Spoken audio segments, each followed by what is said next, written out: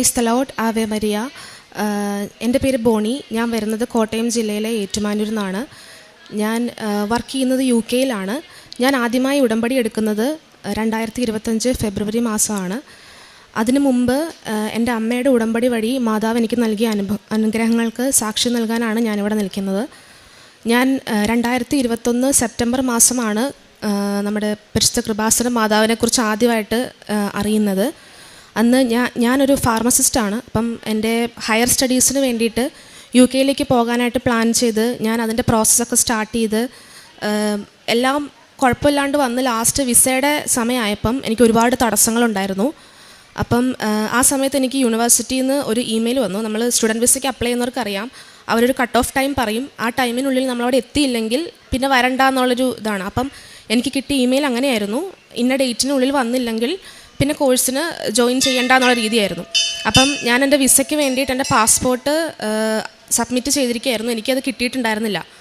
അപ്പം ഞാൻ വെച്ചിരുന്നത് നോർമൽ സർവീസുമായിരുന്നു. അപ്പം എനിക്ക് എങ്ങനെയാണെങ്കിലും എനിക്ക് ആ സമയത്തിനുള്ളിൽ എൻ്റെ വിസ എൻ്റെ കയ്യിൽ കിട്ടില്ല എന്ന് എനിക്ക് തോന്നി. അപ്പം ആ സമയത്താണ് അമ്മ പ്രത്യക്ഷീകരണ പ്രാർത്ഥന എനിക്ക് പറഞ്ഞു തന്നത്. അപ്പം പ്രാർത്ഥന ചൊല്ലി എനിക്ക് ഉടമ്പടിയെക്കുറിച്ച് വലിയ അറിവൊന്നും ഉണ്ടായിരുന്നില്ല. പക്ഷേ ഞാൻ രാവിലെയും വൈകുന്നേരവും കണ്ടിന്യൂസ് ആയിട്ട് പ്രാർത്ഥന ചെല്ലുമായിരുന്നു. അതിൻ്റെ ഫലമായിട്ട് എനിക്ക് ഒരാഴ്ച കൊണ്ട് കിട്ടേണ്ട എൻ്റെ വിസ സമയചുരുക്കത്തിൻ്റെ മാതാവ് എനിക്ക് 3 ദിവസം കൊണ്ട് തന്ന് എനിക്ക് സമയത്ത് എനിക്ക് യൂണിവേഴ്സിറ്റിയിൽ ജോയിൻ ചെയ്യാൻ പറ്റി. പിന്നെ UK-യിൽ ചെന്ന് കഴിഞ്ഞ് എനിക്ക് ഓരോ സ്റ്റെപ്പും ഒബ്സ്റ്റക്കിൾസ് ആയിരുന്നു. അതായത് ഫസ്റ്റ് ഞാൻ ചെയ്തത് മാസ്റ്റേഴ്സ് ഇൻ ഫാർമസ്യൂട്ടിക്കൽ സയൻസ് ആയിരുന്നു.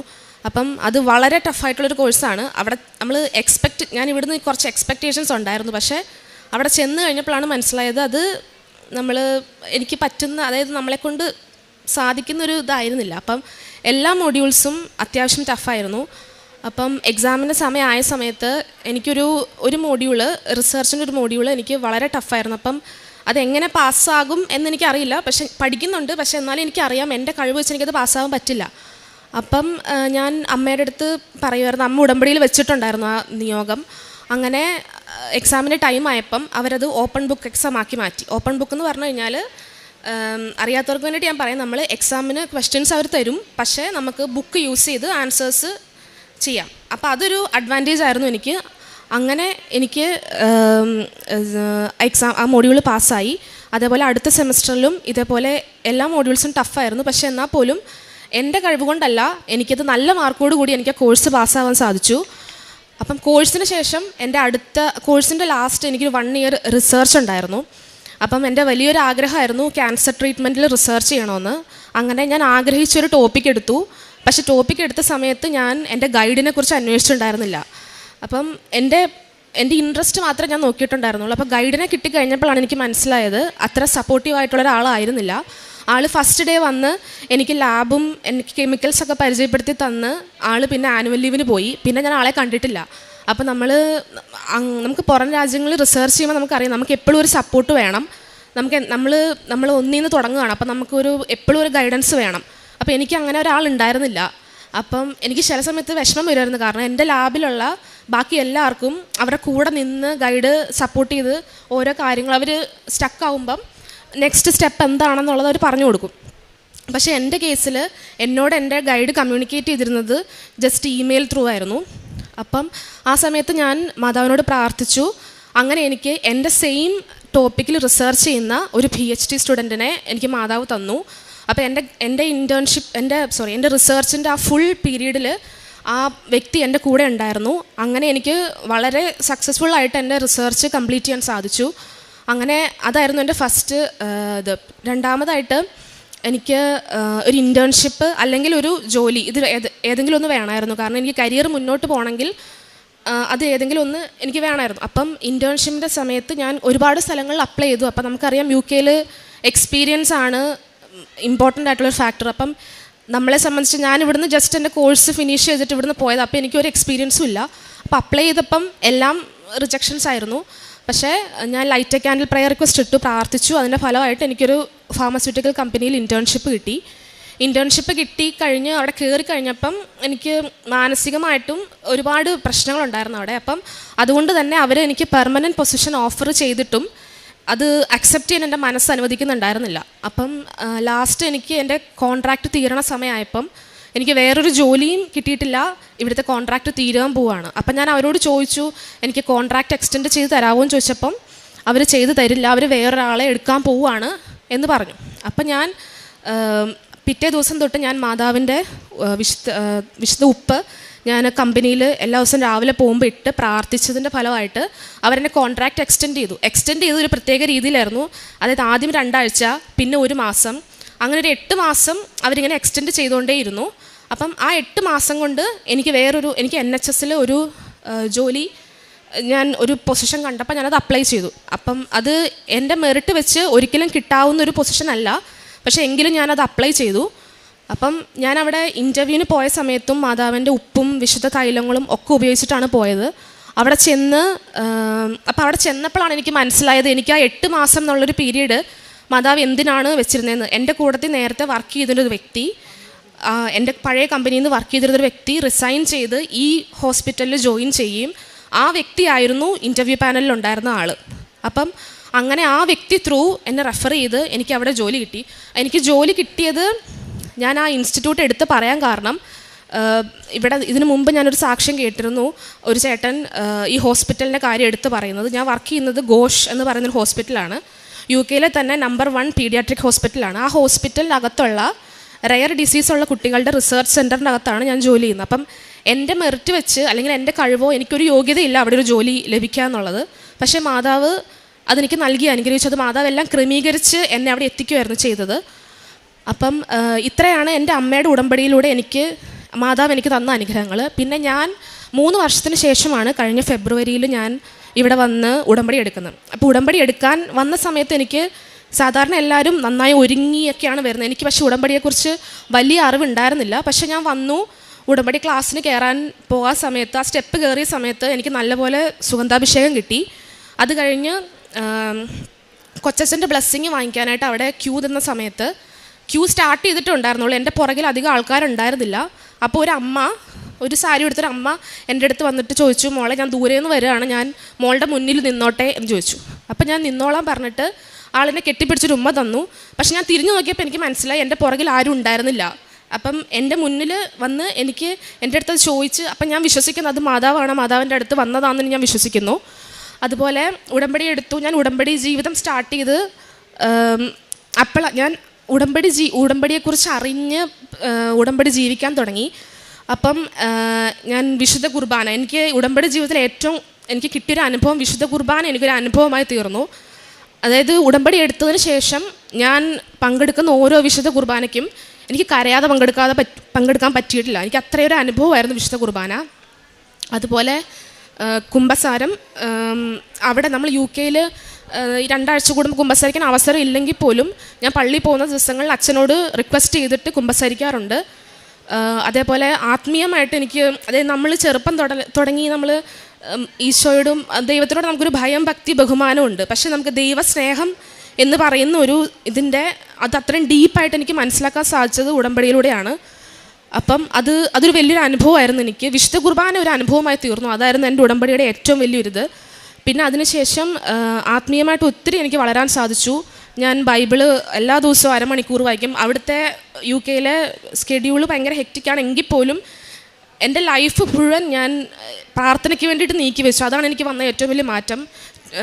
ഞാൻ ജപമാല എല്ലാ ദിവസവും സമ്പൂർണ്ണ ജപമാല ചൊല്ലുന്നു, 1/2 മണിക്കൂറിൽ കൂടുതൽ ബൈബിൾ വായിക്കുന്നു, സാക്ഷ്യങ്ങൾ കാണുന്നു, അച്ഛൻ്റെ ഉടമ്പടി ധ്യാനങ്ങൾ കൂടുന്നു. അപ്പം എനിക്ക് ആത്മീയമായിട്ട് ഒരുപാട് വളരാൻ സാധിച്ചു. പിന്നെ ഞാൻ വച്ചൊരു നിയോഗത്തിൽ എനിക്ക് സാധിച്ചു കിട്ടിയത്, എനിക്ക് ചെറുപ്പം തൊട്ട് ആസ്മയുടെ അസുഖം ഉണ്ടായിരുന്നു. പക്ഷെ അത് കുറേ നാളായിട്ടുണ്ടായിരുന്നില്ല. അതായത് ഒരു 10 വർഷത്തിന് മേലെയായി എനിക്കതുണ്ട്. അപ്പോൾ കോവിഡ് വന്നതിന് ശേഷം UK പോയതിന് ശേഷം എനിക്ക് 2 തവണ കോവിഡ് വന്നു. കോവിഡ് വന്നതിന് ശേഷം എനിക്കത് പിന്നെയും വരാൻ തുടങ്ങി. അപ്പം നമുക്കറിയാം UK നമുക്ക് മെഡിസിൻസിൻ്റെ അവൈലബിലിറ്റി, അതായത് നമ്മളിവിടെ ഓവർ ദ കൗണ്ടർ കിട്ടുന്ന മരുന്നുകളൊന്നും നമുക്ക് അവിടെ കിട്ടില്ല, എസ്പെഷ്യലി ഇൻഹേലർ കിട്ടില്ല. അപ്പം ഞാൻ ചെയ്തുകൊണ്ടിരുന്നത് നാട്ടിൽ നിന്ന് വരുന്ന ആരോടെങ്കിലും റിക്വസ്റ്റ് ചെയ്ത് അവർ കൊണ്ടുവന്ന് അത് യൂസ് ചെയ്യുവാണ് ചെയ്തിരുന്നത്. അപ്പം ഞാൻ ഉടമ്പടി എടുക്കാൻ നാട്ടിൽ വന്ന സമയത്ത് ഞാൻ മാതാവിനോട് പറഞ്ഞു, മാതാവ് ഇനി എനിക്ക് ഇൻഹേലർ കഴിക്കാൻ ഇടവരുത്തരുത്. കാരണം നമ്മൾ സാധാരണ ഇവിടുന്ന് പോകുമ്പം എല്ലാ മെഡിസിൻസും നമ്മൾ വാങ്ങിച്ചുകൊണ്ട് പോകും. അപ്പം ഞാൻ ഇൻഹേലർ മാത്രം ഞാൻ വാങ്ങിച്ചില്ല. അതെനിക്ക് മാതാവിനോട് ഞാൻ ചെറിയൊരു വാശി പോലെ ഞാൻ പറഞ്ഞു, ഞാൻ ഇനി ഇൻഹേലർ വാങ്ങിക്കില്ല എന്ന് പറഞ്ഞ് ഞാൻ ഇൻഹേലർ വാങ്ങിച്ചില്ല. പിന്നെ ഞാൻ യു കെയിൽ ചെന്ന് എൻ്റെ പ്രാർത്ഥനയുടെ കൂട്ടത്ത് ഞാൻ ഉടമ്പടി തൈലം യൂസ് ചെയ്യുമായിരുന്നു. അങ്ങനെ യൂസ് ചെയ്തതിൻ്റെ ഫലമായിട്ട് എനിക്ക് പിന്നെ ശ്വാസം മുട്ടലൊന്നും ആസ്മയുടെ ഒരു ബുദ്ധിമുട്ടും എനിക്ക് പിന്നീട് വന്നിട്ടില്ല. അതുപോലെ തന്നെ ഞാൻ ഈ ഉടമ്പടിയിലായിരിക്കുന്ന സമയത്ത് എനിക്കൊരു അനുഭവം ഉണ്ടായി. ഞാൻ എൻ്റെ ലഞ്ച് ബ്രേക്കിൻ്റെ സമയത്ത് ഞാൻ എന്നും ചാപ്പലിൽ പോയിട്ട് പ്രാർത്ഥിക്കും. അപ്പോൾ ഒരു ദിവസം ഞാനിങ്ങനെ പ്രാർത്ഥിച്ചുകൊണ്ടിരിക്കുന്ന സമയത്ത് ഒരു പെന്തിക്കോസ്ത് സഹോദരി എൻ്റെ അടുത്ത് വന്നിട്ട് എൻ്റെ അടുത്ത് ഒത്തിരി പറഞ്ഞു, മാതാവിനോട് നീ പ്രാർത്ഥിക്കരുത്, നിങ്ങൾ മാതാവിനോട് പ്രാർത്ഥിക്കുന്നത്, അതായത് മാതാവിനെക്കുറിച്ച് എൻ്റെ അടുത്ത് ഒത്തിരി നെഗറ്റീവ്സ് പറഞ്ഞു. പക്ഷെ ആ സമയത്ത് എനിക്ക് തിരിച്ച് ആ വ്യക്തിയോട് പറഞ്ഞു കൊടുക്കാനും മാതാവ് ആരാണ് എന്ന് പറഞ്ഞു കൊടുത്ത് ആ വ്യക്തിയെ മനസ്സിലാക്കാൻ എനിക്ക് സാധിച്ചു. അത് എനിക്ക് എൻ്റെ ജീവിതത്തിൽ വലിയൊരു അനുഭവമായിരുന്നു. പിന്നെ കാരുണ്യ പ്രവർത്തികളായിട്ട് ഞാൻ അവിടെ ഹോംലെസ് ആയിട്ടുള്ള ആൾക്കാർക്ക് ഫുഡ് വാങ്ങിച്ചു കൊടുക്കുകയും അവർക്ക് എന്താണോ ആവശ്യം അത് ചോദിച്ച് മനസ്സിലാക്കി ചെയ്തു കൊടുക്കാറുണ്ട്. പിന്നെ എൻ്റെ ദശാംശം അമ്മയ്ക്ക് അയച്ചു കൊടുത്ത് അമ്മ ഇവിടെ രോഗികൾക്ക് ഹെൽപ്പ് ചെയ്യാറുണ്ട്. പിന്നെ പ്രേക്ഷിത പ്രാർത്ഥനയായിട്ട് ഇവിടുന്ന് കിട്ടിയ പത്രം ഞാൻ കുറച്ച് ഇംഗ്ലീഷും കുറച്ച് മലയാളമായിരുന്നു. മലയാളം ഞാൻ ഇവിടെ എല്ലാവർക്കും കൊടുത്തു, ബാക്കി ഇംഗ്ലീഷ് ഞാൻ അവിടെ പോയി ബ്രിട്ടീഷ് ആയിട്ടുള്ള ആൾക്കാർക്ക് കൊടുത്ത് അവർക്ക് ശരിക്കും മാതാവിനെക്കുറിച്ച് പറഞ്ഞു കൊടുക്കാൻ എനിക്ക് പറ്റി. അത് വലിയൊരു അനുഗ്രഹമായിരുന്നു. മാതാവിനെക്കുറിച്ച് പറഞ്ഞ് പത്രം അവർക്ക് കൊടുക്കാൻ സാധിച്ചു. പിന്നെ കൃപാസനം മാതാവിനെക്കുറിച്ച് അറിയാത്തവർക്ക് മാതാവിനെക്കുറിച്ച് പറഞ്ഞു കൊടുത്ത് അവരെ കൊണ്ട് ലൈറ്റ് ക്യാൻഡിൽ പ്രയർ റിക്വസ്റ്റ് അവരുടെ ആവശ്യം. അപ്പം ഞാൻ വർക്ക് ചെയ്യുന്ന ഹോസ്പിറ്റലിൽ ഒത്തിരി ആൾക്കാരുണ്ട്. അപ്പം ഞാൻ ഈ ചാപ്പലിൽ പ്രാർത്ഥിക്കുന്ന സമയത്ത് കറക്റ്റ് മാതാവ് എനിക്ക് ഓരോ ആൾക്കാരെ കൊണ്ടുതരും. അപ്പോൾ അവർ അത്രയും സീരിയസ് ആയിട്ടുള്ള കണ്ടീഷനിലായിരിക്കും അവരുടെ കുട്ടികളൊക്കെ. അപ്പോൾ അവരോട് ഞാൻ മാതാവിനെക്കുറിച്ച് പറഞ്ഞ് ലൈറ്റ് ക്യാൻഡിൽ പ്രയർ റിക്വസ്റ്റ് ഇട്ട് അവരെ കൊണ്ട് ഇടിയിപ്പിച്ച് അവരോട് ഞാൻ മാതാവിനെക്കുറിച്ച് പറഞ്ഞു കൊടുക്കുമായിരുന്നു. ഇത്രയും അനുഗ്രഹങ്ങൾ തന്ന അമ്മ മാതാവിനും ഈശോയ്ക്കും 1000 നന്ദി ഞാൻ പറയുന്നു. ജെറമിയ പ്രവാചകൻ്റെ പുസ്തകം 33-ാം അധ്യായം 3-ാം തിരുവചനം. എന്നെ വിളിക്കുക, ഞാൻ മറുപടി നൽകും, നിൻ്റെ ബുദ്ധിക്ക് അതീതമായ മഹത്വം നിഗൂഢവുമായ കാര്യങ്ങൾ ഞാൻ നിനക്ക് വെളിപ്പെടുത്തും. ബോണിമോൾ തോമസ് എന്ന ഈ മകൾ തൻ്റെ ഉടമ്പടി ജീവിതത്തിൻ്റെ സുന്ദരമായ സാക്ഷ്യമാണ് അമ്മയുടെ ഈ അൾത്താരയിൽ നന്ദിപൂർവ്വം പങ്കുവച്ചത്. മകൾ പറയുന്നുണ്ട്, UK വിസയ്ക്ക് വേണ്ടി ഏറെ ക്ലേശിച്ചിരുന്ന നാളുകൾ, യൂണിവേഴ്സിറ്റിയിൽ ചെല്ലേണ്ട ദിവസങ്ങൾ അടുത്തെത്തി. അത് വിസയിൽ യാതൊരു നിക്കുപോക്കുമില്ലാതെ പാസ്പോർട്ട് എപ്പോൾ കിട്ടുമെന്നറിയാതെ വിഷമിച്ചിരുന്നപ്പോൾ അമ്മയുടെ ഉടമ്പടി പ്രകാരമാണ് മകൾ പ്രാർത്ഥിച്ചു തുടങ്ങുന്നത്. മാതാവിനോട് ഏറ്റവും ചുരുങ്ങിയ ദിവസം കൊണ്ട് വിസ അനുവദിച്ച് കിട്ടണമെന്ന് ആഗ്രഹിച്ച് പ്രാർത്ഥിച്ചു. 2-3 ആഴ്ചയെങ്കിലും എടുക്കേണ്ട കാര്യം 2-3 ദിവസം കൊണ്ട് മകൾക്ക് അനുവദിച്ച് കിട്ടുകയും മകളങ്ങനെ വിദേശത്ത് പഠനത്തിന് എത്തിച്ചേരുവാൻ സമയത്ത് തന്നെ സാധിക്കുകയും ചെയ്യുന്നു. അത് സമയച്ചുരുക്കത്തിൻ്റെ അമ്മ മകളെ സുരക്ഷിതമായി മകളുടെ പഠനത്തിന് വേണ്ടി പറഞ്ഞയച്ചതാണ് ആദ്യം മകൾ സാക്ഷ്യപ്പെടുത്തുന്നത്. മകൾ പിന്നീട് അവിടെ ചെല്ലുമ്പോൾ മകൾ പഠിക്കുന്ന വിഷയം MSc ഫാർമസ്യൂട്ടിക്കൽ എന്ന സബ്ജക്റ്റാണ്. ഏറെ ക്ലേശമുള്ളൊരു വിഷയമാണ്. മകളത് പഠിച്ചു തുടങ്ങുമ്പോഴാണ് ആ വിഷയത്തിൻ്റെ കാഠിന്യവും കഴിവുകൊണ്ട് അത് പഠിച്ചെടുക്കുവാൻ സാധിക്കില്ല എന്ന വസ്തുതകളുമൊക്കെ അറിയുന്നത്. മകൾ പറയുന്നുണ്ട്, അമ്മയുടെ ഉടമ്പടിയിലാണെങ്കിലും പ്രത്യക്ഷീകരണ പ്രാർത്ഥന മുടങ്ങാതെ ചൊല്ലിക്കൊണ്ട് കൃപാസന മാതാവിൻ്റെ സംരക്ഷണം തേടിയാണ് ആ പഠനത്തെ മുന്നോട്ട് കൊണ്ടുപോയത്. അതിൻ്റെ എക്സാം ഒരു തരത്തിലും ജയിക്കുമെന്ന് ഞാൻ കരുതിയില്ല. അപ്പോൾ ലഭിച്ച ഒരു പ്രിവിലേജാണ് ഓപ്പൺ ബുക്ക് എക്സാം. അത് ക്വസ്റ്റ്യൻസ് ലഭിച്ചു കഴിയുമ്പോൾ പുസ്തകം കൂടി നമുക്ക് ലഭിക്കും. അത് എവിടെ നിന്നാണോ അതുള്ളത് അത് നോക്കിയെടുത്ത പുസ്തകം വായിച്ച് പരിചയമുള്ളവർക്ക് വേഗത്തിലത് കണ്ടെത്തി അത് പരീക്ഷയ്ക്ക് വേണ്ടി ഒരല്പം കൂടി ഈസിയായി ലഭിക്കുവാനായിട്ട് സഹായിക്കുമെന്ന്. അതിലൂടെ നല്ല വിജയം മകൾക്ക് ആ പരീക്ഷ എഴുതി വിജയം നേടുവാൻ മകൾക്ക് സാധിച്ചു. അത് ആവർത്തിച്ച് മകൾ പറഞ്ഞു, എൻ്റെ കഴിവുകൊണ്ടല്ല, അത് അമ്മ മാതാവിൻ്റെ കൃപ ഒന്നുകൊണ്ട് മാത്രം ഞാൻ ആ കോഴ്സ് അവിടെ നന്നായി പൂർത്തീകരിച്ചു. അതുകൊണ്ട് എനിക്ക് നല്ലൊരു കരിയർ ബിൽഡപ്പ് ചെയ്യുവാൻ സാധിച്ചുവെന്ന കോഴ്സിൻ്റെ ഭാഗമായിട്ട് മകൾ കടന്നുപോയ വലിയൊരു പ്രതിസന്ധിയാണ് പിന്നീട് സൂചിപ്പിച്ചത്. ഒരു പേപ്പർ വർക്കുണ്ട്, റിസർച്ച് പേപ്പർ ചെയ്യണം. മകളെ ക്യാൻസർ ബേസ്ഡ് ആയിട്ടുള്ള റിസർച്ച് പേപ്പർ ചെയ്യണമെന്ന് ആഗ്രഹിച്ചു. അതുമായി ബന്ധപ്പെട്ടുള്ള ഗൈഡിനെ തിരക്കി, ഗൈഡിനെ കിട്ടി. പക്ഷേ ആളെക്കുറിച്ച് തിരക്കാതെയാണ് ആളെ തൻ്റെ ഗൈഡായിട്ട് സ്വീകരിച്ചത്. മകൾ പറഞ്ഞു, അതാദ്യം ലൈബ്രറിയും അതോടൊപ്പം ലാബും കൊണ്ടുപോയി പരിചയപ്പെടുത്തി. എന്നിട്ട് പുള്ളി ആനുവൽ ലീവിന് പോയി. പിന്നീട് റിസർച്ച് തീരുന്നത് വരെ ഈ വ്യക്തിയെ നേരിട്ട് കണ്ടിട്ടില്ല. കാരണം വിദേശത്ത് ഒരു രാജ്യത്ത് ഏറ്റവും ഗൗരവമുള്ള ഒരു റിസർച്ച് ചെയ്യുമ്പോൾ ഗൈഡ് വളരെ പ്രധാനപ്പെട്ടതാണ്. ഒരു നേർവഴിക്ക് നടത്തുക, അതിൻ്റെ പ്രാഥമിക കാര്യങ്ങൾ പറഞ്ഞു കൊടുക്കുക, അതിൻ്റെ റിസർച്ചിൽ വരുന്ന ഏതെങ്കിലുമൊക്കെ അപാകതകൾ അപ്പോൾ ശരിയാക്കി അത് സമയത്ത് പൂർത്തീകരിക്കുവാൻ സഹായിക്കുക. ഇങ്ങനെ മകൾ ശരിക്കും ബ്ലാങ്കായിപ്പോയ അവസ്ഥയിലാണ് അമ്മ മാതാവിനെ വിളിച്ച് ശക്തമായി കരഞ്ഞ് പ്രാർത്ഥിക്കുന്നത്. കാരണം ആ പഠനവും ആ ജീവിത വഴിയും ഏതാണ്ട് അവസാനിക്കുന്നു. ഇനി മുന്നോട്ടെങ്ങനെ പോകുമെന്ന് കരുതുമ്പോഴാണ് അമ്മ മാതാവിൻ്റെ ഉടമ്പടിയുടെ ഒരു പ്രത്യേകത. അത് ഉടമ്പടിയെടുത്ത് പ്രാർത്ഥിക്കുന്ന വ്യക്തികൾക്ക്, കുടുംബങ്ങൾക്ക് എന്നും ഒരു ദൂതരുടെ സംരക്ഷണം ലഭിക്കും. അമ്മ മാതാവ് ആരുമില്ലെന്ന് നമ്മളിങ്ങനെ തിരിച്ചറിഞ്ഞ് ഏറ്റുപറയുമ്പോൾ നമുക്ക് സഹായത്തിന് വ്യക്തികളെ നൽകും, അതിനുപകരിക്കുന്ന സാഹചര്യങ്ങൾ ഒരുക്കിത്തരും, ചില സന്ദേശങ്ങൾ കൈമാറും. മകൾ പറയുന്നുണ്ട്, അതേ വിഷയം PhD പഠിക്കുന്ന ഒരു വ്യക്തി ഒരു മകളെ കണ്ടെത്തുവാൻ സാധിക്കുകയും ആ വ്യക്തി ആ റിസർച്ച് മുഴുവനും ഒന്ന് ഗൈഡിനെ പോലെ തന്നെ നിന്നുകൊണ്ട് സഹായിച്ചു കൊടുക്കുകയും അങ്ങനെ സമയത്തത് പൂർത്തീകരിക്കുവാനും ഒറിജിനൽ ഗൈഡിന് ഇമെയിലിലൂടെ ഓരോ ചാപ്റ്ററുകൾ അയച്ചു കൊടുത്ത് കറക്ഷൻ നേടിക്കൊണ്ട് ആ റിസർച്ച് പൂർത്തീകരിച്ചെടുക്കുവാൻ സാധിച്ചുവെന്ന അത് മൂന്നാമത് മകൾ പറഞ്ഞ സാക്ഷ്യമാണ്. നാലാമത്തത്, അവിടെ ഒരു താൽക്കാലിക ജോലിക്ക് വേണ്ടി പരിശ്രമിച്ചു. അതാദ്യം ചെറിയൊരു ജോലി കിട്ടി. പക്ഷെ അതിൻ്റെ കാലം കഴിഞ്ഞപ്പോൾ തിരികെ പോരേണ്ട ഒരവസ്ഥ വന്നു. തിരികെ പോരേണ്ടി വരുന്നൊരു പ്രതിസന്ധി വന്നു. അപ്പോൾ അവരോട് വീണ്ടും വീണ്ടും റിക്വസ്റ്റ് ചെയ്യുമ്പോൾ ഒരാഴ്ചത്തേക്ക് 2 ആഴ്ചത്തേക്ക് അവരാ ജോലി നീട്ടി കൊടുക്കുകയും വിസ അങ്ങനെ അല്പം കൂടി ഒന്ന് മുന്നോട്ട് കൊണ്ടുപോകുവാൻ സാധിക്കുകയും ചെയ്തു. മകൾ പറയുന്നുണ്ട്, അവിടെ ഒരു സ്ഥിര ജോലി കണ്ടെത്തുന്നതുവരെ, സുരക്ഷിതമായൊരിടം കണ്ടെത്തുന്നതുവരെ ഞാനൊരു ജോലിക്ക് വേണ്ടി ആഗ്രഹിച്ച മാതാവിനോട് പ്രാർത്ഥിച്ചത് മാതാവ് എനിക്കൊരിക്കൽ പോലും തടസ്സമില്ലാതെ ജീവിതം മുന്നോട്ട് കൊണ്ടുപോകുവാൻ സഹായിച്ചു. അതുപോലെ ഒരു പോസ്റ്റ് മാത്രമുള്ള ഒരു ജോലിയിലേക്ക്, ഗവൺമെൻറ് സർവീസിലേക്ക് അവിടെ മകളെ തിരഞ്ഞെടുക്കുവാൻ പറ്റുന്ന വിധത്തിൽ ഒരു റിസർച്ച് ഫേമിൽ റയർ ഡിസീസസ് ഉള്ള കുട്ടികളുടെ ഒരു വിഭാഗത്തിൽ മകൾക്ക് ജോലി കണ്ടെത്തുവാൻ പറ്റുന്ന വിധത്തിൽ മോൾക്ക് അവിടെയും വഴിയൊരുക്കി കൊടുത്തു. അതാണ് മോള് അവസാനം പറഞ്ഞു നിർത്തിയ വിഷയം. മകൾ പറയുന്നുണ്ട്, അവിടെ ഞാൻ ഇൻ്റർവ്യൂവിന് ചെല്ലുമ്പോൾ എന്നെ ആദ്യം പഠിപ്പിച്ചിരുന്നൊരു അധ്യാപകൻ അവിടെ കൂടെ ഉണ്ടായിരുന്നു, അവിടെ ഇൻ്റർവ്യൂ ബോർഡിലുണ്ടായിരുന്നു. അദ്ദേഹം പ്രത്യേകമായിട്ട് മകളെ ശുപാർശ ചെയ്തു. അപ്രകാരം അവിടെ ജോലി മകൾക്ക് ഉറപ്പാവുകയും ചെയ്തു.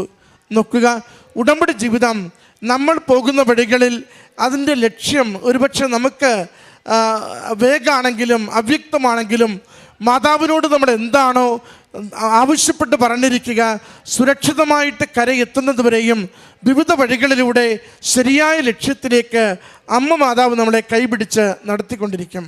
അതിനൊരു കാരണം ഉടമ്പടി എടുത്തു കഴിഞ്ഞ് നമ്മുടെ ജീവിതം എങ്ങനെ മാറുന്നു എന്നതിനെക്കുറിച്ചാണ്. മകൾ പറയുന്നുണ്ട്, എനിക്ക് ഉടമ്പടി എടുത്തതിന് ശേഷം ഓരോ ദിവ്യബലിയും അത് കണ്ണു നിറയാതെ എനിക്കത് പങ്കെടുത്ത് തീരില്ലായിരുന്നു. കാരണം ഈശോ കടന്നുപോയ പീഡാനുഭവം മുഴുവനും ഒരു ആത്മഭാരത്തോടു കൂടി ഞാൻ ആ ബലിയിൽ പങ്കുചേരുമ്പോൾ എനിക്ക് പൂർണ്ണമായി അതിൽ ഇഴുകിച്ചേർന്ന് പങ്കെടുക്കുവാൻ സാധിക്കുമായിരുന്നു. എൻ്റെ ഭക്തി ഭയത്തിൽ നിന്ന് ദൈവസ്നേഹത്തിലേക്ക് മാറി. ദൈവസ്നേഹത്തോടു കൂടി എൻ്റെ ജീവിതത്തെ ഓരോ നിമിഷവും നയിക്കുവാൻ എനിക്ക് സാധിച്ചു കൊണ്ടിരുന്നു. മറ്റുള്ളവർക്ക് നന്മ ചെയ്യുവാൻ, എൻ്റെ തന്നെ ആത്മീയ ജീവിതത്തെ ബലപ്പെടുത്തുവാൻ, വചനവായനയിൽ ആഴപ്പെടുവാൻ, അങ്ങനെ ഉടമ്പടിയിലൂടെ എന്നോട് എന്താണോ ആവശ്യപ്പെട്ടിരിക്കുക ആ ആവശ്യപ്പെട്ടതൊക്കെയും എന്നെ തന്നെ അകവും പുറവും രൂപാന്തരപ്പെടുത്തിക്കൊണ്ട് കൂടുതൽ വിശുദ്ധിയിൽ, കൂടുതൽ ദൈവസ്നേഹത്തിൽ, കൂടുതൽ നന്മയിൽ എൻ്റെ ജീവിതത്തെ ദൈവസന്നിധിയിൽ കൊടുക്കുവാൻ സാധിച്ചപ്പോൾ എൻ്റെ ഭൗതികമായ പ്രതിസന്ധിയുടെ ഓരോ മേഖലകളിലും അമ്മ മാതാവ് തിരുക്കുമാരനിലൂടെ ദൂതരെ നൽകി, ഭാരങ്ങൾ ലഘൂകരിച്ച് നൽകി, സമയച്ചുരുക്കത്തിൽ ഓരോ നന്മകൾ നൽകി അനുഗ്രഹിച്ചു കൊണ്ടിരുന്നു. പ്രിയമുള്ളവരെ, മകളുടെ സാക്ഷ്യം നമുക്ക് നൽകുന്ന പ്രചോദനം കൂടുതൽ ശരണപ്പെട്ടുകൊണ്ട് വിശുദ്ധ കുർബാനയിൽ ഏറ്റവും സ്നേഹത്തോടു കൂടി പങ്കുചേരുക എന്നതാണ്. നമ്മൾ എത്ര കണ്ട് ഈശോയുടെ പീഡാനുഭവത്തെ ഓരോ വിശുദ്ധ കുർബാനയിലും അനുഭവിച്ചുകൊണ്ട് ജീവിക്കുന്നുവോ അത് നമ്മുടെ ആത്മീയ ശുദ്ധീകരണത്തിൻ്റെ കൂടി അടയാളമായി തീരും. എത്ര കണ്ട് അമ്മ മാതാവിൽ ശരണപ്പെട്ട് പ്രാർത്ഥിക്കുന്നത് നമ്മുടെ ജീവിതത്തെ, അതിൻ്റെ ബാഹ്യമായ പെരുമാറ്റങ്ങളെ, ആന്തരികമായ താല്പര്യങ്ങളെ അത് ദൈവഹിതമാക്കി ദൈവോചിതമാക്കി വളർത്തുവാൻ നമുക്ക് പറ്റുമോ, അതനുസരിച്ച് നമ്മുടെ ഭൗതികമായ ഏതൊരു നേട്ടത്തിനു വേണ്ടിയുള്ള പരിശ്രമത്തിനും അമ്മ മാതാവ് സഹായിച്ച് അനുഗ്രഹം നമുക്ക് കൈമാറിക്കൊണ്ടിരിക്കും. മകളുടെ ഓരോ പരിശ്രമവും ക്ലേശപൂർണമായിരുന്നു. ഓരോ ക്ലേശത്തിലും ദൈവദൂതരുടെ സംരക്ഷണം ലഭിച്ചിരുന്നു. അത് സുരക്ഷിതമായ തീരത്തണയുന്നത് വരെയും അമ്മ മാതാവ് ആ ജീവിതത്തെ കരം പിടിച്ച് മുന്നോട്ട് നയിക്കുകയും ചെയ്തു. നമ്മുടെ ജീവിതങ്ങളെയും അമ്മയുടെ കരങ്ങളിൽ ഏൽപ്പിച്ച് അമ്മയുടെ സംരക്ഷണയിൽ ജീവിതം അത് സുരക്ഷിതമാക്കുവാൻ വേണ്ടി പ്രാർത്ഥിക്കാം.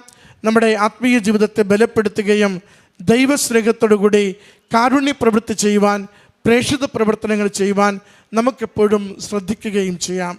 അമ്മയുടെ കരങ്ങളിൽ ഈ സാക്ഷ്യം സമർപ്പിച്ച് കരങ്ങളടിച്ച് നന്ദിയോടെ നമുക്കിത് സമർപ്പിക്കാം. അത്യപൂർവ ദൈവാനുഭവങ്ങൾ ഇനി നിങ്ങൾക്കും സ്വന്തം. ഈ യൂട്യൂബ് ചാനൽ ഇതുവരെ സബ്സ്ക്രൈബ് ചെയ്തിട്ടില്ലെങ്കിൽ ഇപ്പോൾ തന്നെ സബ്സ്ക്രൈബ് ചെയ്യുക. ഈ വീഡിയോ ഇപ്പോൾ തന്നെ നിങ്ങളുടെ സുഹൃത്തുക്കൾക്ക് ഷെയർ ചെയ്തുകൊണ്ട് കർത്താവിന്റെ പ്രേക്ഷിതരാകുക.